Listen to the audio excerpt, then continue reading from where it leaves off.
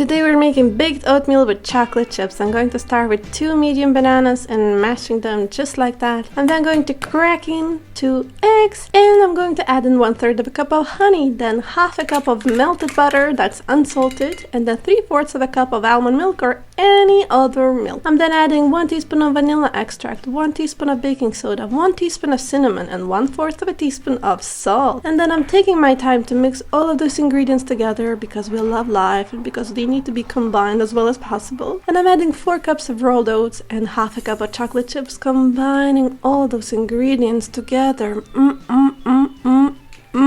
And then I'm going to get my baking dish, 7 by 11 inches. I'm going to add all these ingredients into the baking dish, level them out, and then sprinkle with 1/4 of a cup of shredded coconut all over. And I'm going to pop this into the oven at 350 Fahrenheit degrees for 27 to 30 minutes. And once it's cooled down, we're going to serve it with whatever we want. It tastes delicious, nutritious, yummy. Enjoy. For more recipes, go to allnutritious.com.